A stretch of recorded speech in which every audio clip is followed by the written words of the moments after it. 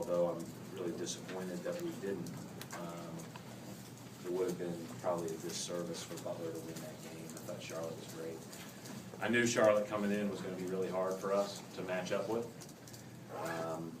in large part because their strengths are, certainly something that we counter better with Andrew than without him. That being said, we had opportunities and we didn't take advantage of them. Fromm played well. Roosevelt played well. And, I think that we can build off of those two guys' performances. But we need to obviously all be better on Saturday to get a better result for us. Without Andrew on Saturday, what are you going to make an adjustment on? I don't know yet. I got to watch it.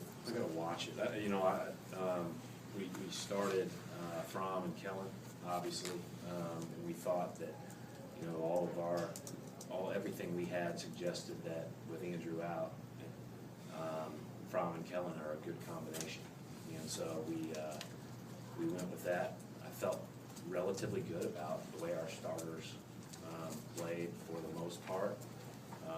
Not everybody, but most of the starting lineup, and I think that that'll probably be similar Saturday. I don't know that it'll start exactly the same, but obviously our bench struggled tonight without a point. Over the bench is it's going to be a hard night to win. But I didn't think we had a lot of guys play their best. And sometimes when you got a guy out, you've got to rise up and do what you do well.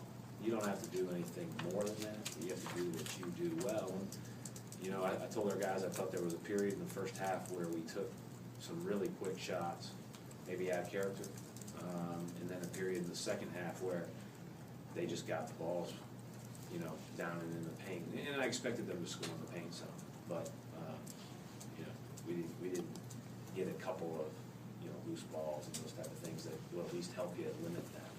Did you know you wanted to take a timeout there with 3 seconds left? Or No, what was if it would have landed in Rodney's hands, I probably would have just let it play out.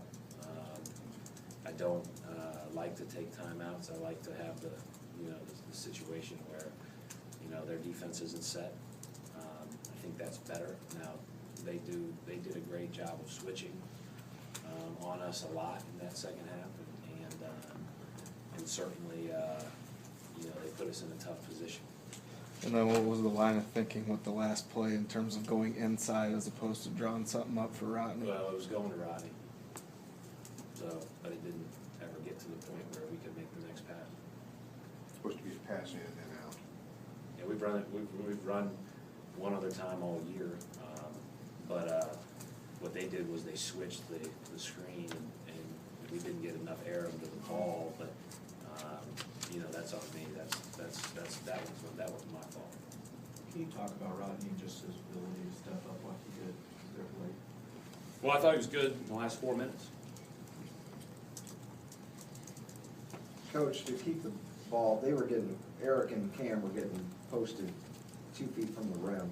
To keep, is that they need to push out more, or do you need to get better ball pressure on the perimeter to keep the ball out of there? I think it's you can go a lot of different ways, as you know, Tom. You can double, you can dig, you can play it one-on-one.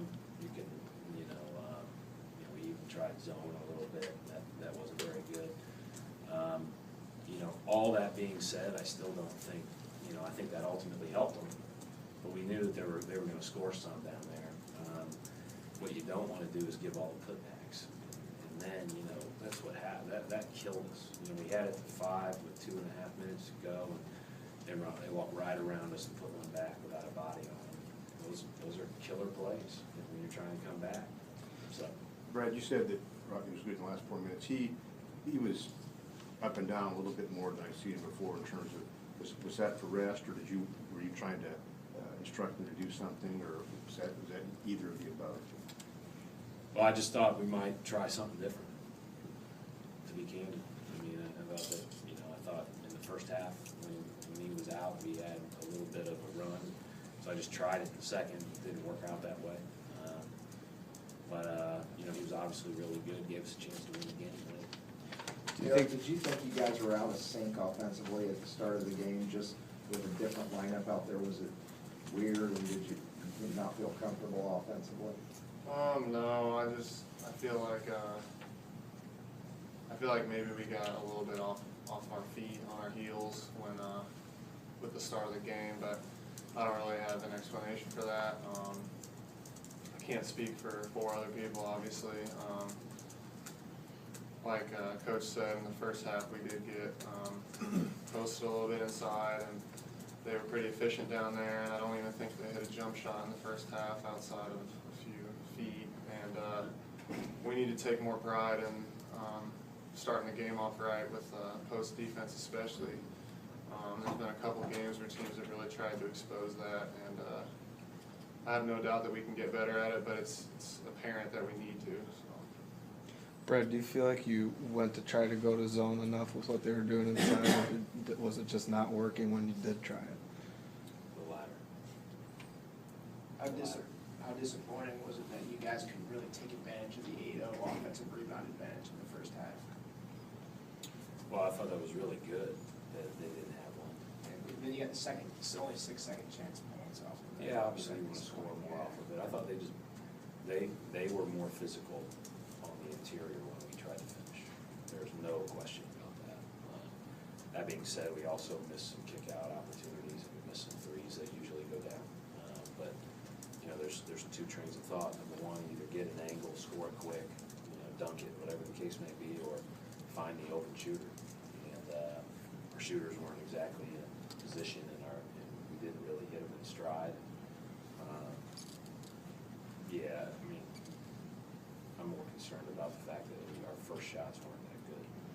I remember after a home loss up here, Matt Howard saying something like, someone asked him if it was a devastating loss, and he said, it's only as devastating as you allow it to be. I mean, no one wants to lose a home game in conference. Like, how does that, I guess, influence you going forward, or does it at all? Clearly, devastation's not the right term. But, you know, you just gotta go win some others. I mean, that's what this is about. It's not brain surgery when you're competing for what we wanna compete for. It's just, you've gotta win more than you lose, and you've gotta find a way to go get one.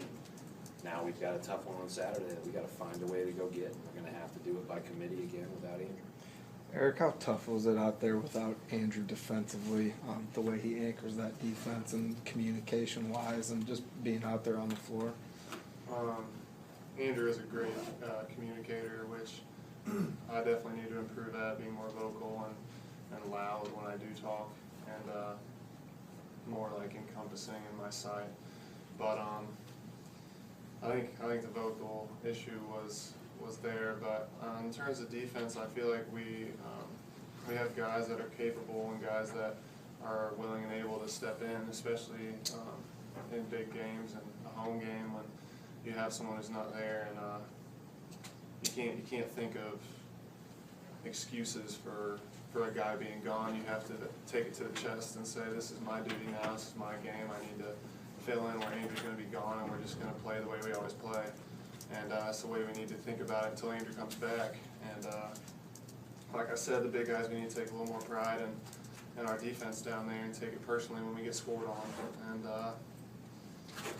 yeah, I mean, we're all supportive of Andrew and hoping he comes back soon, but at the same time, we're not hoping that he comes back so we can go back to what we were. We're hoping that we're just trying to be supportive. So.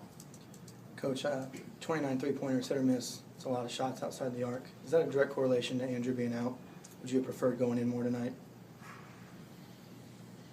I think it's a direct correlation to who we are. We've got guys who can really shoot. So, you know, I think most nights out of 29 we'll make more. But, you know, I don't mind that. I don't mind the three-point shots. As I've looked at them, I mean, Andy Smithers were both good. Kellen's for the most part are good. Rodney's for the most part are good. Eric's were all good looks. I thought Chase's 2 in the second half were about as good a looks as you can get. I can't really find that many bad ones. I thought that some of our 2-pointers were challenged and difficult, low percentage shots.